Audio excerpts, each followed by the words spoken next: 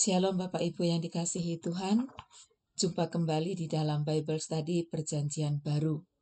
Hari ini kita akan melanjutkan pembelajaran kita dari Injil Yohanes pasal 2. Di Injil Yohanes pasal 2 ini nanti kita akan belajar 3 bagian, yaitu yang pertama Yohanes 2 ayat 1-11 tentang perkawinan di Kana. Lalu bagian yang kedua Yohanes 2 ayat 12-22 di mana Yesus melanjutkan perjalanannya ke Kapernaum lalu ke Yerusalem. Dan yang ketiga Yohanes 2 ayat 23-25 Hari Raya Paskah di Yerusalem. Baiklah, bagian yang pertama Yohanes 2 ayat 1-11 tentang pernikahan di Kana. Cerita ini menceritakan 3 hari setelah pertemuan Yesus dengan Nathanael. Yesus diundang ke pesta pernikahan di Kana, daerah asalnya Nathanael. Dan Maria ibu Yesus pun terlibat di dalam pesta ini. Mungkin kalau di zaman kita ya, Maria ini dilibatkan dalam kepanitiaan sebagai orang yang menangani bagian konsumsi. Nah, cerita ini tidak terdapat di dalam Injil Sinoptik, yaitu Matius, Markus, dan Lukas. Jadi, kisah ini hanya terdapat dalam Injil Yohanes saja. Kita harus ingat bahwa Yohanes sebagai penulis hanya menyoroti hal-hal penting yang tidak tertulis dalam Injil Sinoptik. Dan pula Yohanes hanya menuliskan hal-hal yang menunjukkan bahwa Yesus adalah Mesias Anak Allah. Kita sudah belajar dalam pasal 1 di mana di situ Yohanes menyatakan bahwa Yesus adalah Mesias Anak Allah. Dan kita pun harus ingat bahwa Yohanes menulis Injil ini dengan tujuan supaya semua orang percaya bahwa Yesus Mesias Anak Allah, dan bagi yang percaya mereka memiliki hidup.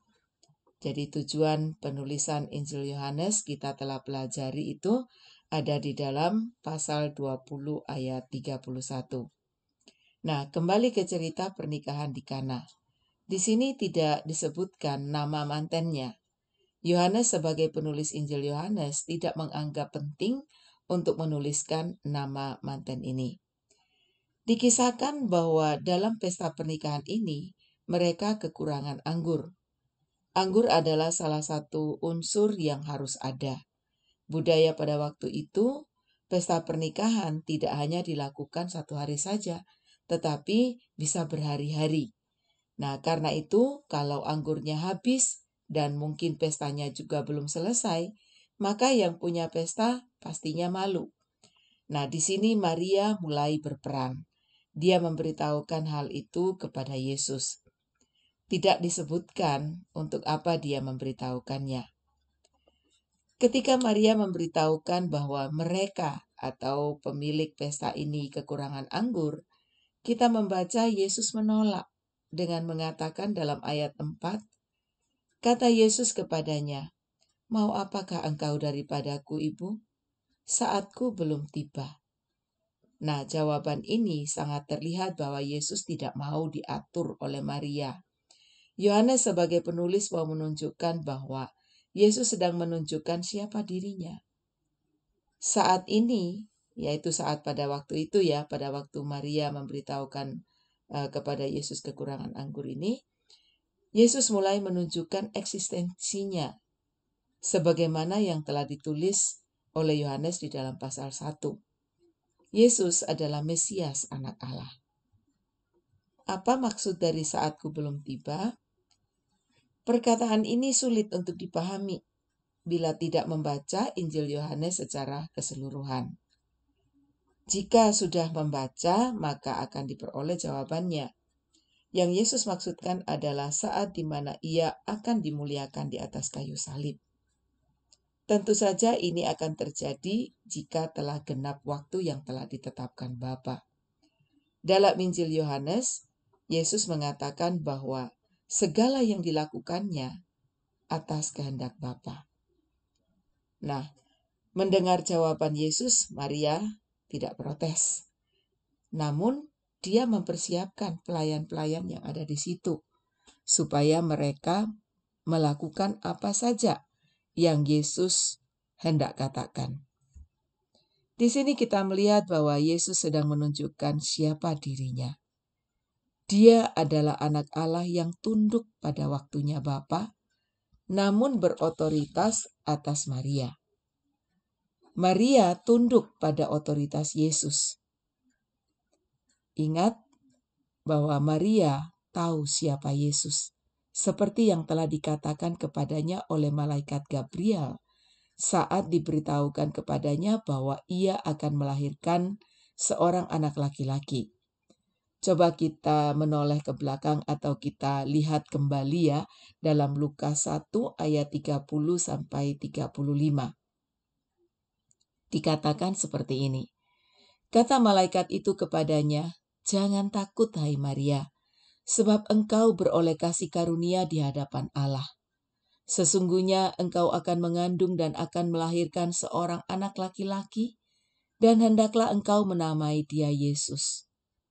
Ia akan menjadi besar dan akan disebut Anak Allah yang Maha Tinggi. Dan Tuhan Allah akan mengaruniakan kepadanya tahta Daud, bapa leluhurnya. Dan ia akan menjadi raja atas kaum keturunan Yakub sampai selama-lamanya. Dan kerajaannya tidak akan berkesudahan." Kata Maria kepada malaikat itu, "Bagaimana hal itu mungkin terjadi? Karena aku belum bersuami." Jawab malaikat itu kepadanya, ayat 35, "Roh Kudus akan turun atasmu, dan kuasa Allah yang Maha Tinggi akan menaungi engkau. Sebab itu, anak yang akan kau lahirkan itu akan disebut kudus, Anak Allah." Bapak Ibu, pengalaman ini tentu tidak akan pernah hilang dari ingatannya Maria. Maria tahu siapa Yesus. Dia adalah Anak Allah. Karena itu, Maria punya keyakinan bahwa Yesus dapat berbuat sesuatu. Karena itu, dia mempersiapkan pelayan-pelayan yang ada di situ. Ayat 6-8 dikisahkan bagaimana Yesus mulai bertindak. Dikatakan, di situ ada 6 tempayan yang disediakan untuk pembasuhan menurut adat orang Yahudi. Masing-masing isinya 2-3 buyung. Yesus berkata kepada pelayan-pelayan itu, "Isilah tempayan itu penuh dengan air." Dan mereka pun mengisinya sampai penuh. Lalu kata Yesus kepada mereka, "Sekarang cedoklah dan bawalah kepada pemimpin pesta." Lalu mereka pun membawanya. Apa yang terjadi? Mujizat pun terjadi. Air menjadi anggur. Lalu apa komentar pemimpin pesta kepada mempelai laki-laki? Hal itu dapat kita baca di dalam ayat 9 dan 10. Setelah pemimpin pesta itu mengecap air yang telah menjadi anggur itu, dan ia tidak tahu dari mana datangnya, tetapi pelayan-pelayan yang mencedok air itu mengetahuinya. Ia memanggil mempelai laki-laki, ayat 10, dan berkata kepadanya, "Setiap orang menghidangkan anggur yang baik dahulu, dan sesudah orang puas minum, barulah yang kurang baik. Akan tetapi engkau menyimpan anggur yang baik sampai sekarang." Bapak Ibu, ternyata anggur yang dibuat Yesus adalah anggur yang baik. Tidak sama dengan anggur sebelumnya. Nah, bagi saya secara pribadi, anggur yang dibuat Yesus bukan saja baik, tetapi yang terbaik. Di ayat 11 dikatakan, hal itu dibuat Yesus di Kana yang di Galilea sebagai yang pertama dari tanda-tandanya. Dan dengan itu ia telah menyatakan kemuliaannya dan murid-muridnya percaya kepadanya. Ayat 11 ini merupakan kunci dari pasal 2 Injil Yohanes. Yesus mengubah air menjadi anggur dalam pesta perkawinan di Kana. Ini merupakan tanda yang pertama yang dilakukan oleh Yesus. Yesus melakukan tanda ini untuk menyatakan kemuliaannya yang pada akhirnya murid-muridnya percaya kepadanya. Ke depan di dalam pembelajaran Injil Yohanes ini, kita pun akan melihat tanda-tanda yang lain yang dilakukan Yesus.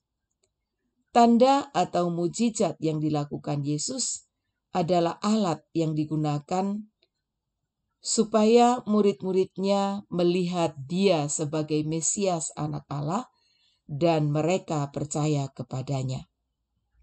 Nah, kembali kepada tujuan penulisan Injil Yohanes. Yohanes rindu supaya setiap orang yang melihat Yesus percaya kepada Dia sebagai Mesias Anak Allah, supaya mereka mempunyai atau memperoleh hidup. Pembelajaran apa yang bisa kita pelajari dari Injil Yohanes pasal 2 ayat 1 sampai 12 ini? Tidak kebetulan Yesus melakukan tanda yang pertama di Kana.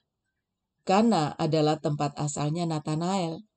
Kalau kita lihat kembali di dalam Yohanes 1 ayat 50, ya, ketika Yesus bertemu dengan Natanael dan Natanael berdialog dengan Yesus, di dalam ayat 50 dikatakan Yesus menjawab Natanael ini, katanya, "Karena aku berkata kepadamu, aku melihat engkau di bawah pohon ara, maka engkau percaya?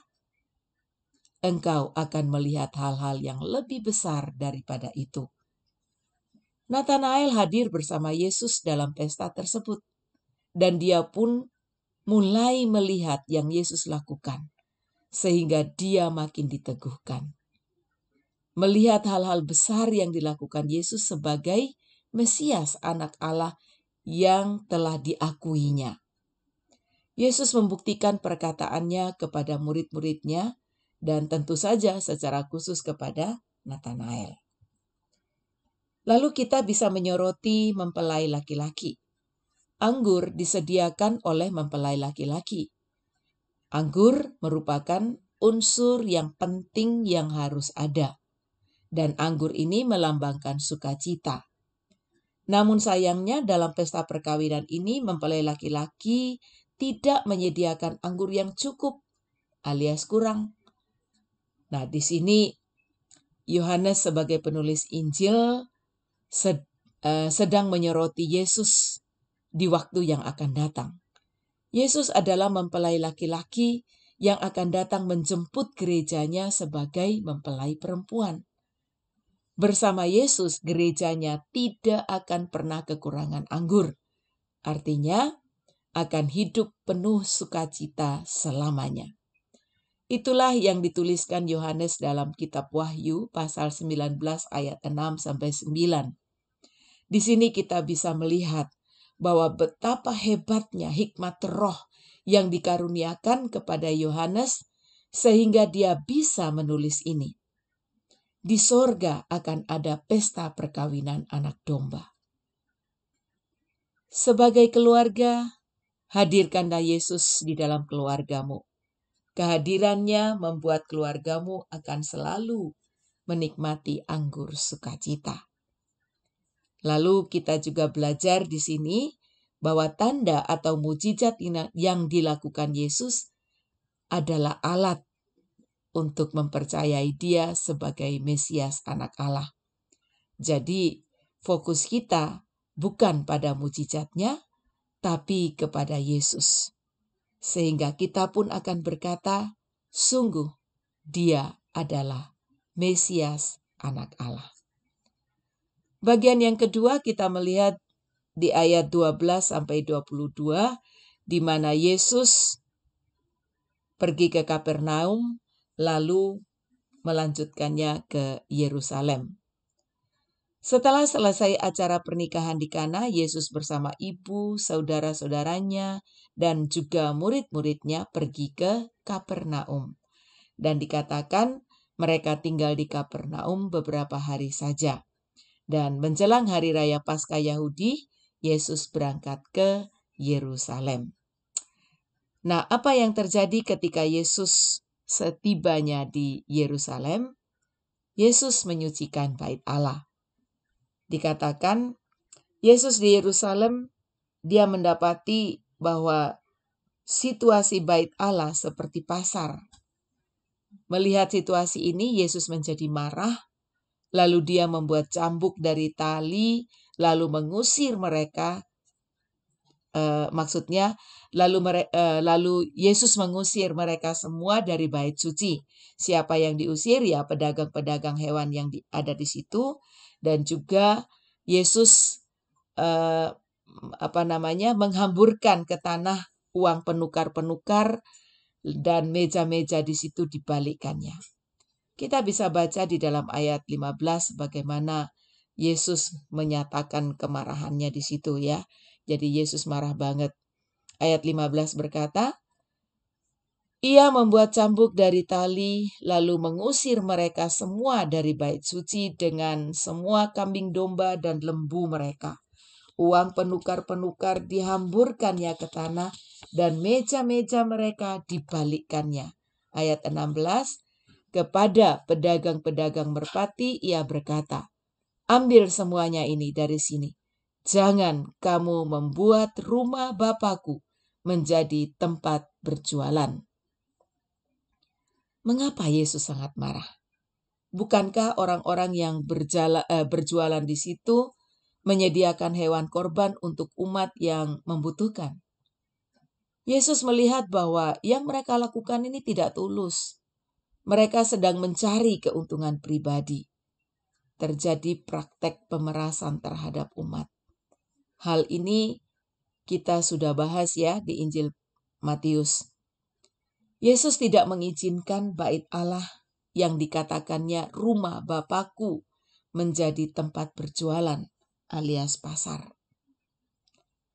Dalam ayat 17 dikatakan, maka teringatlah murid-muridnya bahwa ada tertulis, cinta untuk rumahmu menghanguskan aku. Yesus mencintai bait Allah. Bait Allah adalah rumah Allah, tempat di mana umat datang untuk mempersembahkan korban bagi Allah, tempat di mana Allah memberikan pengampunan dan memberkati umatnya. Melihat tindakan Yesus yang mengobrak-abrikkan situasi di tempat itu yang dilakukan kepada para pedagang, di dalam ayat 18 dikatakan, orang-orang Yahudi menantang Yesus. Katanya, tanda apakah dapat engkau tunjukkan kepada kami bahwa engkau berhak bertindak demikian? Jadi melihat itu orang Yahudi tidak terima. Mereka menantang Yesus. Mereka minta tanda yang menunjukkan bahwa Yesus berhak untuk melakukan hal itu. Mereka belum ngeh istilahnya ya, siapa Yesus. Dalam ayat 16 Yesus telah mengatakan bahwa bait Allah ini adalah rumah Bapanya. Berarti dia punya otoritas atas bait Allah. Dia punya otoritas untuk membersihkan bait Allah dari hal-hal yang kotor. Nah, terhadap tantangan mereka, Yesus pun menjawab di ayat 19 sampai 21. Rombak bait Allah ini, dan dalam 3 hari aku akan mendirikannya kembali.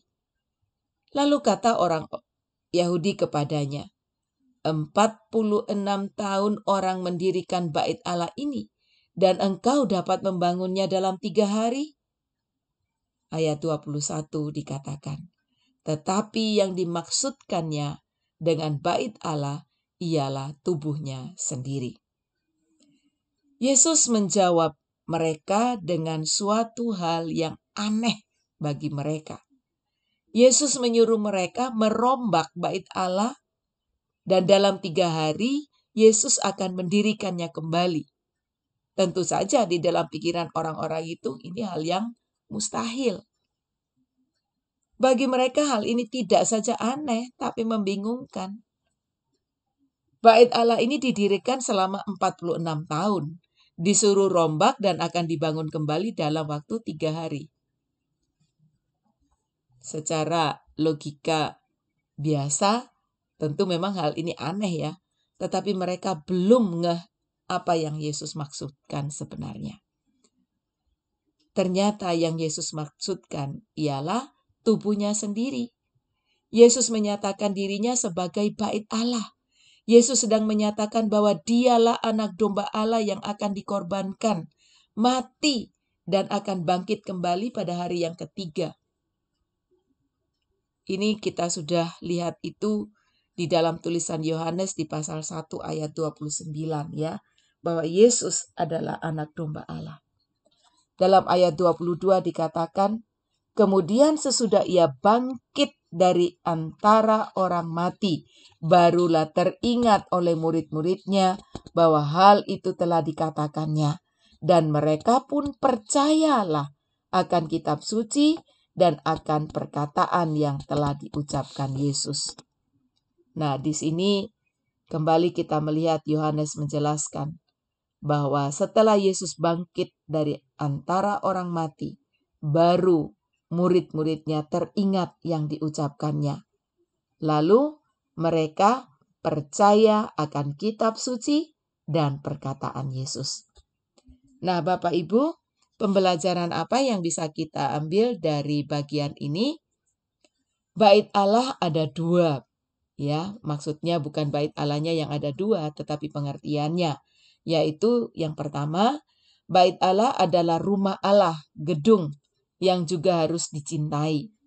Tempat di mana Allah hadir untuk menerima persembahan, penyembahan umatnya, dan juga tempat di mana Allah memberkati umatnya.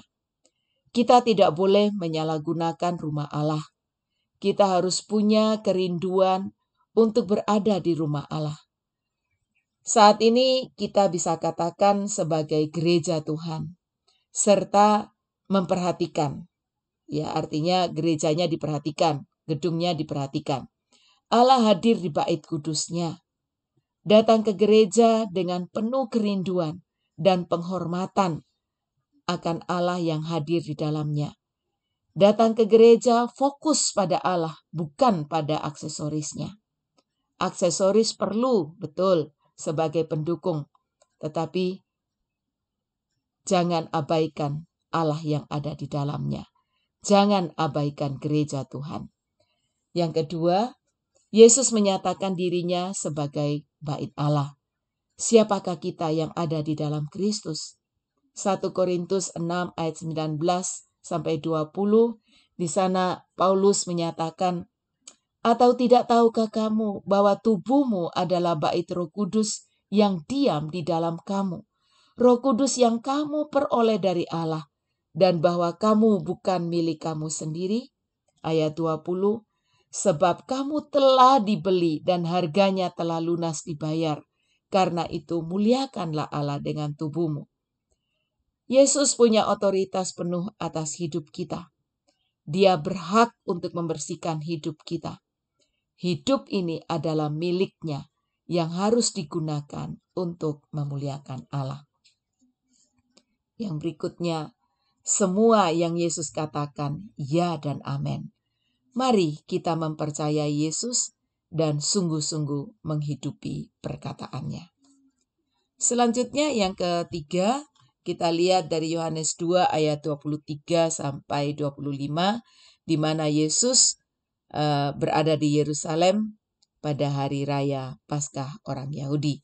Dapat kita baca di dalam ayat 22 sampai 25, dikatakan, dan sementara ia, yaitu Yesus, di Yerusalem selama hari raya Paskah, banyak orang percaya dalam namanya, karena mereka telah melihat tanda-tanda yang diadakannya. Tetapi Yesus sendiri tidak mempercayakan dirinya kepada mereka. Kenapa? Karena ia mengenal mereka semua. Dan karena tidak perlu seorang pun memberi kesaksian kepadanya tentang manusia, sebab ia tahu apa yang ada di dalam hati mereka. Selama hari raya Paskah dikatakan Yesus berada di Yerusalem. Ya, ini adalah Paskah hari raya Paskah Yahudi. Dikatakan banyak orang percaya dalam namanya karena mereka telah melihat tanda-tanda yang diadakannya. Ya, mungkin juga mereka telah melihat tanda yang telah terjadi di perkawinan di Kana, ya. Nah, selama hari raya Paskah itu dikatakan banyak orang ya percaya dalam namanya. Mereka percaya karena mereka melihat tanda-tanda yang sudah diadakannya. Nah, tidak dipungkiri bahwa tanda-tanda yang dilakukan Yesus itu sangat hebat, ya, luar biasa. Nah, itu yang membuat orang-orang itu percaya. Tapi kita melihat di sini, Yesus tidak terlalu tertarik dengan orang-orang yang percaya kepadanya hanya karena melihat tanda. Fokus orang-orang itu pada tandanya. Karena itu di ayat 24 dikatakan, Yesus sendiri tidak mempercayakan dirinya kepada mereka. Mengapa? Karena Yesus mengenal mereka dan tahu apa yang ada di dalam hati mereka. Tidak perlu ada orang yang memberitahukan kepada Yesus. Ingat, dia adalah anak Allah. Dia adalah Mesias. Apa yang bisa kita pelajari dari bagian ini? Yesus tidak tertarik kepada orang-orang yang percaya kepadanya hanya karena melihat tanda atau mukjizat. Bahkan dia tidak mempercayakan dirinya kepada mereka. Mari kita menjadi pribadi yang percaya kepada Dia dengan tulus. Tetap percaya sekalipun tidak ada tanda atau mukjizat. Ada banyak orang yang datang ke bait Allah atau ke gereja hanya ingin mau melihat atau mendapat mukjizat tanpa mau menerima kehadirannya. Bagi kita, ayo kita datang ke gereja dengan hati yang tertuju kepada Yesus. Kita nikmati kehadirannya di dalam bait-Nya. Yesus mengenalmu dan melihat hatimu. Bapak Ibu yang dikasihi Tuhan, ini yang bisa saya bagikan bagi kita. Untuk selanjutnya, kalau ada pertanyaan, kita bisa lanjutkan di grup WhatsApp kita. Di sana kita boleh berdiskusi bersama-sama. Akhir kata, saya mau mengatakan selamat bertumbuh, mantapkan imanmu di dalam Yesus, Mesias, Anak Allah. Tuhan Yesus memberkati.